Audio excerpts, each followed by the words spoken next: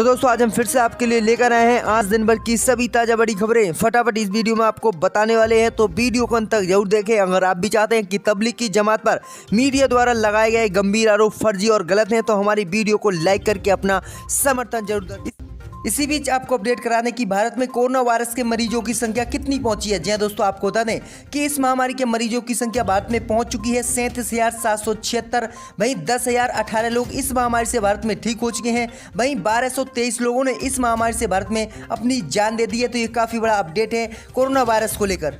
इसी बीच बढ़ते दोस्तों अगली बड़ी खबर की ओर। तो तबलीगी जमात पर भड़के सीएम योगी, कहा बीमार होना अपराध नहीं लेकिन उसे छिपाने वालों पर लेंगे एक्शन। जी दोस्तों, आपको बता दें कि उत्तर प्रदेश के मुख्यमंत्री योगी आदित्यनाथ ने कहा कि पूरे भारत में कोरोना वायरस का संक्रमण फैलाने के लिए तबलीगी जमात के लोगों को जिम्मेदार ठहराया है। योगी आदित्यनाथ ने तबलीगी जमात से जुड़े लोगों को कोरोना वायरस संक्रमण का वाहक बताया है। योगी आदित्यनाथ ने कहा कि दिल्ली के निजामुद्दीन मरकज से जुड़े तबलीगी जमात ने जो काम किया है वह बहुत ही निंदनीय था। अगर उन्होंने इस तरह की हरकत नहीं की होती तो लॉकडाउन के पहले चरण में ही कोरोना वायरस पर काबू पा लिया गया होता। इंडिया टुडे की रिपोर्ट के मुताबिक देश में कोरोना वायरस के तेजी से फैलने के लिए तबलीगी जमात को योगी आदित्यनाथ ने जिम्मेदार ठहराया है। योगी आदित्यनाथ ने कहा कि तबलीगी जमात ने एक आपराधिक जुर्म किया है और उनसे उसी के अनुसार निपटा जाना चाहिए। सीएम योगी ने कहा कि दिल्ली में तबलीगी जमात के कार्यक्रम से जुड़े लगभग 3,000 लोग उत्तर प्रदेश में पाए गए हैं। वहीं योगी आदित्यनाथ ने कहा कि बीमार होना कोई अपराध नहीं है लेकिन कोरोना जैसी बीमारी को छिपाना निश्चित रूप से अपराध है। हम उन लोगों के खिलाफ कार्रवाई करेंगे जिन्होंने कानून तोड़ा है। बता दें कि शनिवार सुबह तक उत्तर प्रदेश में 2328 कोरोना में मरीज पाए गए थे। वहीं इसमें से 654 ठीक हो चुके हैं, जबकि इस बीमारी से प्रदेश में 42 लोगों की मौत हो चुकी है। सीएम योगी ने इसी बीच देशवासियों से पूजा और नमाज घर से ही करने की अपील की है। उन्होंने कहा कि आज जान बचाना सबसे महत्वपूर्ण है। हम आमतौर पर पूजा के लिए मंदिर और नमाज के लिए मस्जिद जाते हैं, लेकिन पूजा नमाज घर से ही की जा सकती है। सीएम ने कहा कि कोरोना को देखते हुए हमने सभी धर्मगुरुओं से बात की है। उन्होंने भी यही कहा है कि फिलहाल हमें कोरोना की इस महामारी से बचना है और लोगों को बचाना है और अपने घर में ही नमाज और पूजा करनी है। तो ये काफी बड़ा बयान दिया है योगी आदित्यनाथ ने तबलीगी जमात को लेकर। इसी बीच बढ़ते दोस्तों अगली बड़ी खबर की ओर। तो अरविंद केजरीवाल ने की प्रधानमंत्री मोदी से दिल्ली को खोलने की अपील। बोले लॉकडाउन से कोरोना खत्म नहीं होगा, हमें जीना सीखना होगा। जी दोस्तों, आपको बता दें कि मुख्यमंत्री अरविंद केजरीवाल ने कहा कि केवल कंटेनमेंट जोन को बंद किया जाना चाहिए। दिल्ली में आज 27 कंटेनमेंट जोन हैं। आप 200 कंटेनमेंट जोन कर दीजिए,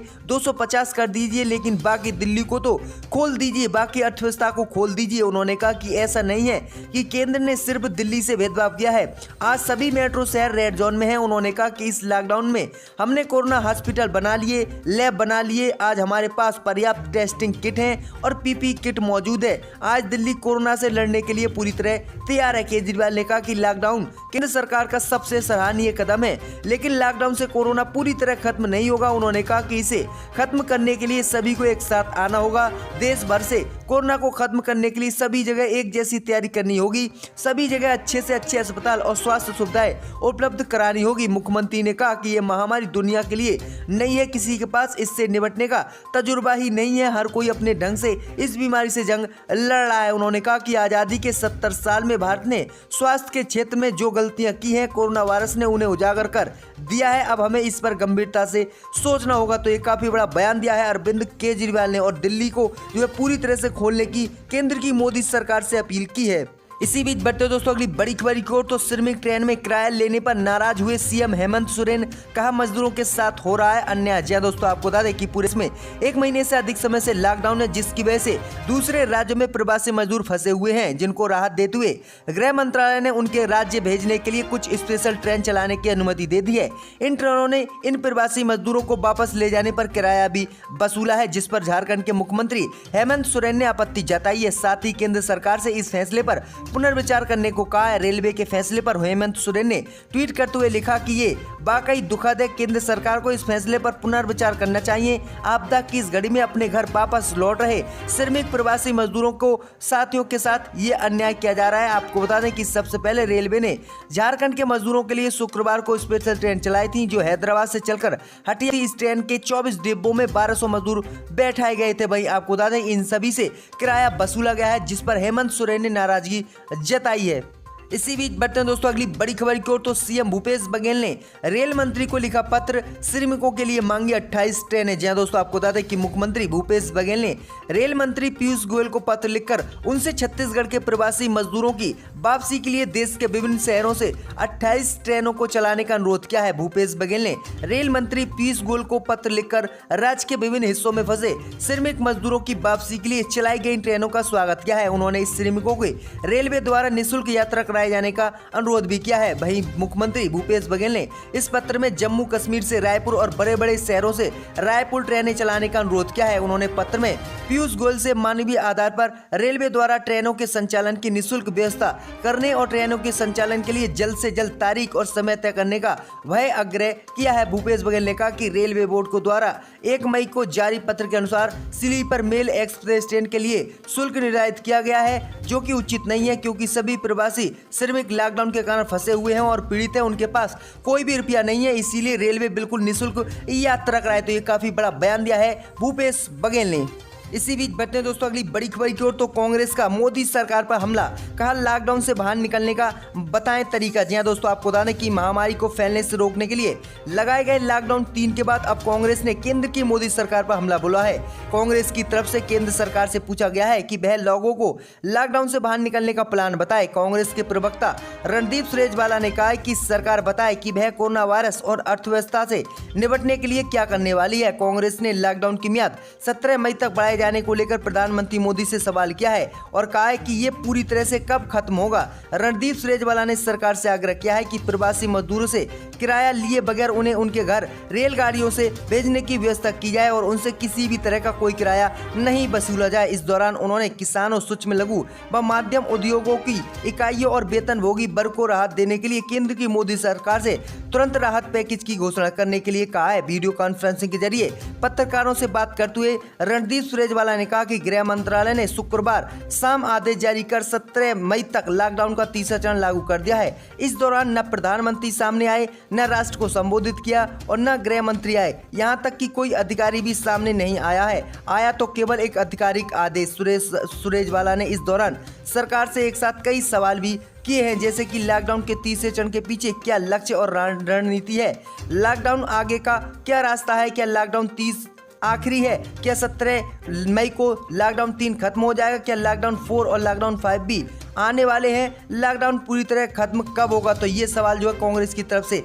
पूछे गए हैं, लेकिन इस पर अभी तक केंद्र की मोदी सरकार ने कोई भी जवाब नहीं दिया है। इसी बीच बढ़ते हैं दोस्तों अगली बड़ी खबर की ओर। तो पंजाब के मुख्यमंत्री अमरिंदर सिंह बोले महाराष्ट्र ने नांदेड़ के श्रद्धालुओं पर हमसे झूठ बोला। जी हां दोस्तों, आपको बता दें कि पंजाब के मुख्यमंत्री कैप्टन अमरिंदर सिंह ने नांदेड़ से आए श्रद्धालुओं को लेकर महाराष्ट्र सरकार पर निशाना साधा है। मुख्यमंत्री कैप्टन अमरिंदर सिंह ने कहा कि महाराष्ट्र सरकार ने नांदेड़ में फंसे श्रद्धालुओं के कोरोना टेस्ट को लेकर हमसे झूठ बोला है। उन्होंने हमसे कहा था कि हम लोगों का कोरोना टेस्ट करवा चुके हैं, लेकिन श्रद्धालुओं का टेस्ट नहीं हुआ था। यदि हमें पता होता तो हम जरूर टेस्ट करवाते। कैप्टन अमरिंदर सिंह ने आगे कहा कि महाराष्ट्र के सीएम उद्धव ठाकरे से मेरी बात हुई थी, इसके बाद ही मैंने 80 बस नांदेड़ हुजूर साहिब भेजी थी। हमें लगा था कि 1500 लोग, लेकिन जब बस वहां पहुंची तो पता लगा कि 3000 से ज्यादा लोग वहां पर हैं और कई श्रद्धालुओं तो पंजाब वापस निकल भी चुके हैं। अब तक नांदेड़ से आने वाले श्रद्धालुओं की संख्या 7000 हो चुकी है और हाईवे पर बहुत बड़ी संख्या में ये लोग निकले हुए थे। हम सभी का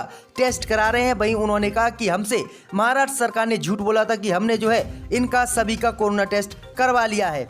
इसी बीच बढ़ते हैं दोस्तों अगली बड़ी खबर की ओर। तो दिल्ली अल्पसंख्यक आयोग चीफ पर राजद्रोह का केस, बोले थे मुसलमानों ने जिस दिन अरब देशों से उत्पीड़न की कर दी शिकायत तो आ जाएगा सैलाब। जी हां दोस्तों, आपको बता दें कि दिल्ली पुलिस ने शनिवार को दिल्ली अल्पसंख्यक आयोग के अध्यक्ष जफरुल इस्लाम के खिलाफ देशद्रोह का मामला दर्ज कर लिया है। जफरुल पर सोशल मीडिया के जरिए भड़काऊ बयान देने का आरोप है। दिल्ली के बसंत कुंज के रहने वाले एक शख्स द्वारा दर्ज कराई गई एफआईआर में कहा गया है कि जफरुल ने जानबूझकर देश विरोधी बयान दिया है। पुलिस के मुताबिक एफआईआर में कहा गया है कि जफरुल के फेसबुक और ट्विटर पर किए गए पोस्ट का कंटेंट भड़काऊ था और ये समाज में अशांति और अलबाग फैलाने के लिए था। गौरतलब है कि जफरुल इस्लाम ने मंगलवार को सोशल मीडिया पर पोस्ट लिखकर धमकी दी थी कि अगर भारतीय मुसलमानों ने अरब देशों से उत्पीड़न की शिकायत कर दी तो सैलाब आ जाएगा भारत में। इसी को लेकर अब उन पर देशद्रोह का केस दर्ज कर लिया गया है। देखते हैं आगे इसमें क्या कार्रवाई करती है पुलिस।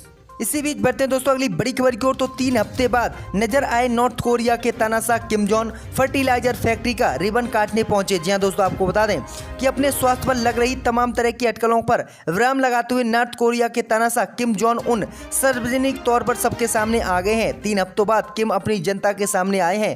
पिछले कुछ दिनों से उन्हें लेकर तमाम तरह की आशंकाएं लगाई जा रही थी कि नॉर्थ कोरिया की सरकारी मीडिया ने शनिवार को अपने नेता किम जोंग उन की तस्वीर जारी की है। कुछ दिनों से ऐसी खबरें आ रही थी कि किम गंभीर रूप से जो है अस्वस्थ हैं और उन्हें बहुत तरह की बीमारी है और एक सर्जरी के बाद उनकी हालत खराब हो गई है और वह अब किसी भी प्रकार से सत्ता में वापस नहीं लौट सकते। अब उनकी मृत्यु होने वाली है, ऐसी खबरें कुछ चल रही थी। लेकिन अब 3 हफ्ते बाद ये नॉर्थ कोरिया के तानाशाह किम जोंग सामने नजर आ गए हैं। वही फर्टिलाइजर फैक्ट्री का रिबन काटने ये तानाशाह पहुंचे थे, तो ये काफी बड़ा अपडेट है। इसी बीच बढ़ते हैं दोस्तों अगली बड़ी खबर की ओर। तो कोरोना संकट लॉकडाउन के बीच दोबारा आर्थिक पैकेज देगी मोदी सरकार। अमित शाह और निर्मला सीतारमण से हुई प्रधानमंत्री मोदी की मुलाकात। जी हां दोस्तों, आपको बता दें कि प्रधानमंत्री नरेंद्र मोदी ने कोरोना वायरस के संक्रमण की रोकथाम के लिए देश भर में लागू लॉकडाउन से प्रभावित उद्योगों को दूसरे राहत पैकेज देने के बारे में गृह मंत्री अमित शाह और वित्त मंत्री निर्मला सीतारमण सहित प्रमुख मंत्रियों तथा आर्थिक मंत्रालय के अधिकारियों के साथ शनिवार को कई बैठकें की है। सूत्रों ने इसकी जानकारी दी है। सूत्रों ने कहा कि प्रधानमंत्री ने शाह और सीतारमण के साथ विचार विमर्श किया है। वह इसके बाद सूक्ष्म लघु और माध्यम उपक्रम जैसे अन्य प्रमुख आर्थिक मंत्रालयों के मंत्रियों के साथ भी संबंधित मुद्दों पर बैठक करेंगे। वित्त मंत्रालय शनिवार को ही बात प्रधानमंत्री को अर्थव्यवस्था की स्थिति तथा इसे संभालने के लिए मंत्रालय की ओर से विचार किए जा रहे हैं। आगे के संभावित कदमों को लेकर एक विस्तृत प्रस्तुति दी जाएगी। वहीं आपको बता दें कि उन्होंने कहा है कि अब प्रधानमंत्री मोदी इस लॉकडाउन के दौरान दूसरे राहत पैकेज की घोषणा कर सकते हैं, क्योंकि लॉकडाउन 3 अब लग गया है, जबकि लॉकडाउन 2 में प्रधानमंत्री मोदी ने किसी तरह की आर्थिक पैकेज की देश को घोषणा नहीं की थी और अब जो है प्रधानमंत्री दूसरे राहत पैकेज की घोषणा करने वाले हैं। अराकीन को गवर्नमेंट के रेजोल्यूशन पर सस्पेंड किया गया है, इनकी मुअत्तली को वापस लिया जाए, इनको दोबारा इस ऐवान में आकर अपनी बात को रखने का और हुकूमत के खिलाफ एहतजाज करने का मौका मिले।